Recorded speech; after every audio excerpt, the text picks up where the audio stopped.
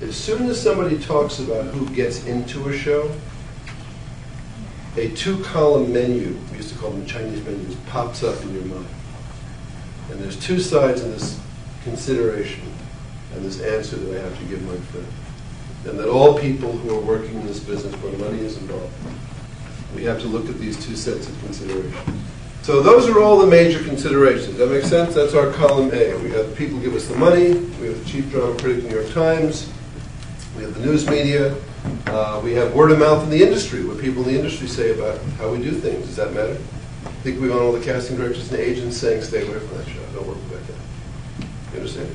We care what that kind of word of mouth is, what the news media says. We care about what our director thinks, and we also care about what the audience thinks.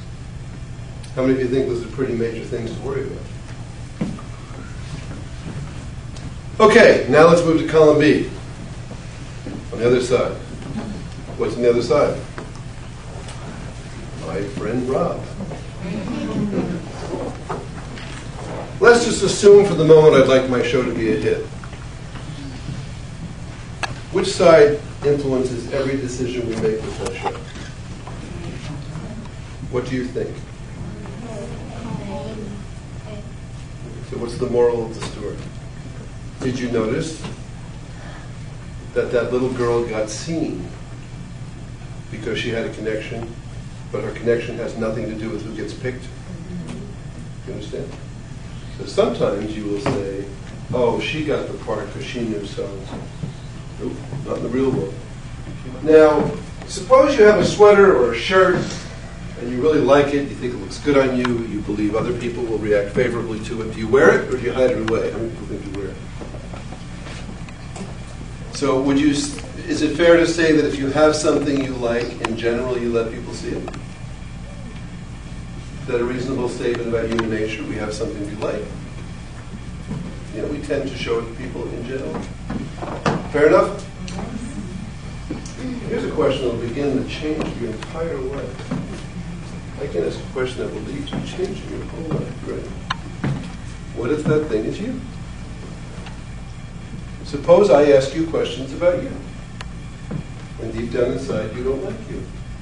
How open with me will you be? Do you think people walk into interviews and go, hi, I suck?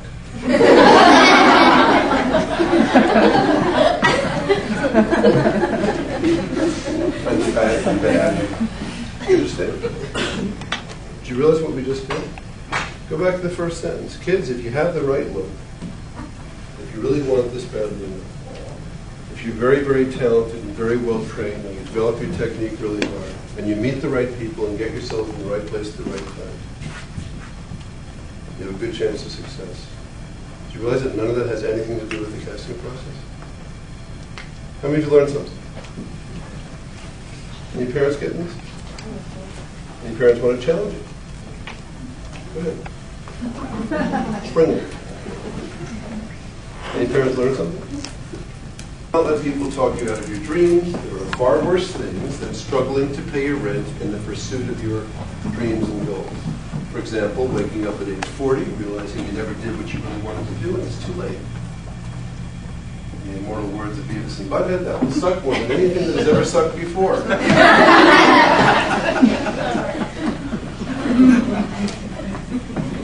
If you follow these 4 pieces of advice, if you practice being aware of how you really feel about yourself, if you eat lots of green vegetables and less sugar and caffeine, start taking care of yourself.